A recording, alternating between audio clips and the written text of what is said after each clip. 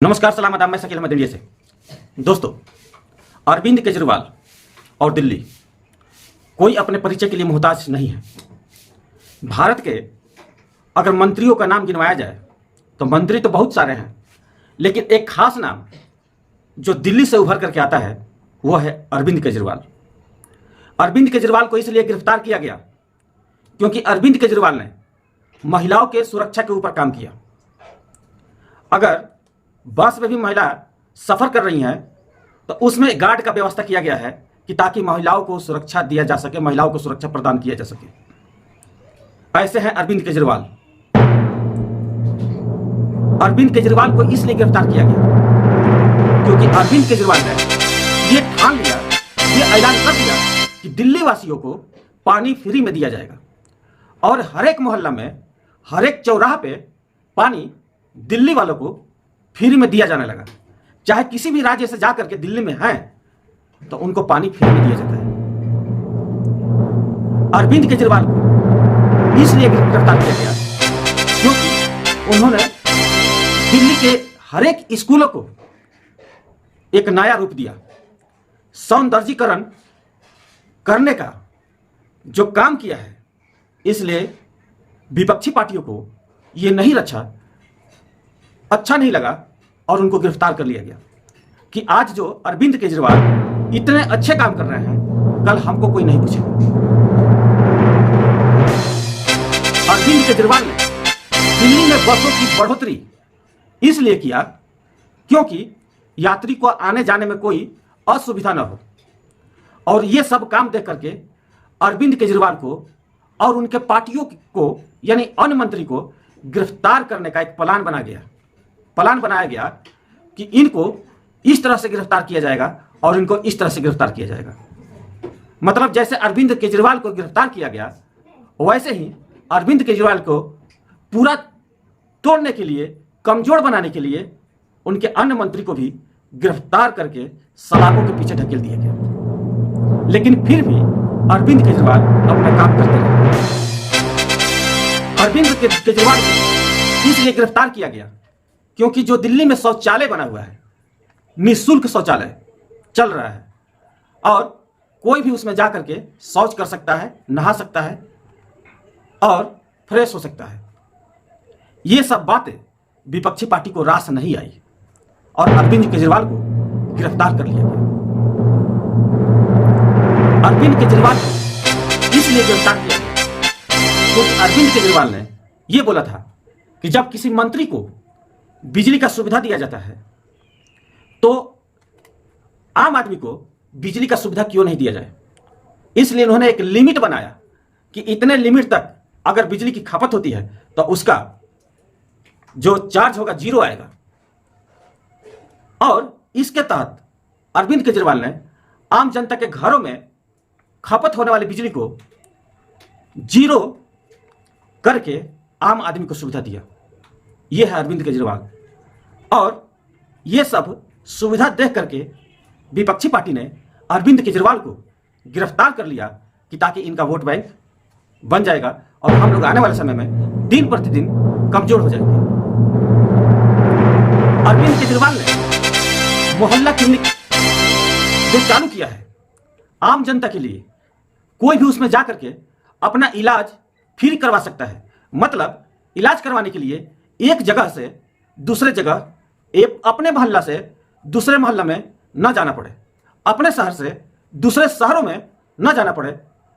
ये सब बातों को ध्यान में रखते हुए अरविंद केजरीवाल ने मोहल्ला क्लिनिक का शुरुआत किया और इस मोहल्ला क्लिनिक से पूरा राजधानी के लोग इसका सुविधा उठा रहे हैं। और ये बात विपक्षी पार्टी को रास नहीं आई और उन्होंने अरविंद केजरीवाल को गिरफ्तार करने का प्लान बना दिया। अरविंद केजरीवाल अपने दिल्ली मुख्यमंत्री के कार्यकाल तक पूरा लड़ते रहे। एलजी से फाइलों को साइन करवाने के लिए, एलजी से उन फाइलों को साइन करवाना चाहते थे जो दिल्ली वासियों को सुविधा प्रदान कर सके, दिल्ली वासियों के हित में काम कर सके, दिल्ली वासियों को रोजगार कैसे प्रदान किया जाए, इस पर वो फाइलें को साइन करवाने के लिए एलजी से तू मैं करते रहे और इसका नतीजा है कि अरविंद केजरीवाल को गिरफ्तार करवा लिया जाए और गिरफ्तार करवा लिया ही गया। ये सोच बहुत घटिया रखने वाले विपक्षी पार्टी इसलिए गिरफ्तार कर लिए उनको ताकि दिल्ली वासी को असुविधा होने लगे और अरविंद केजरीवाल से मुख मोड़ने लगे।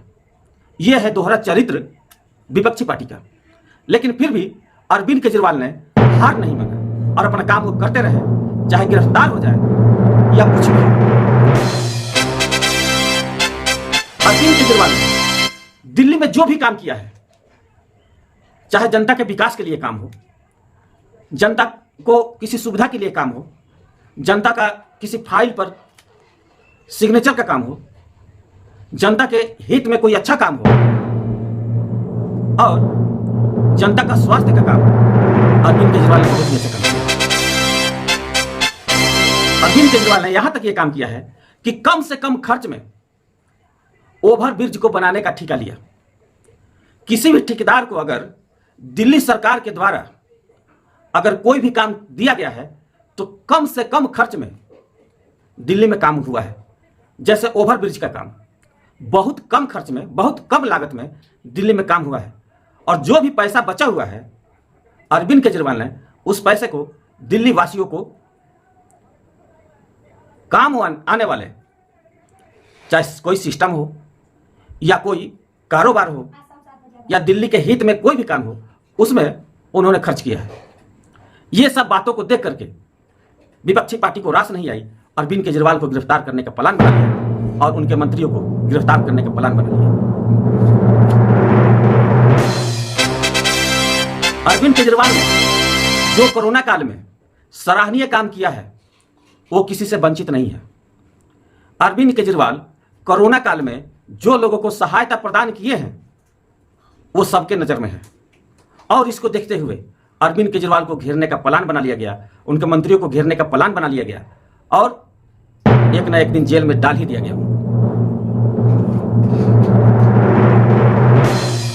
अरविंद केजरीवाल ने पूरे दिल्ली में सीसीटीवी कैमरा इसलिए लगवाया कि असामाजिक तत्वों पे नजर रखा जा सके और उसमें जो खर्च आया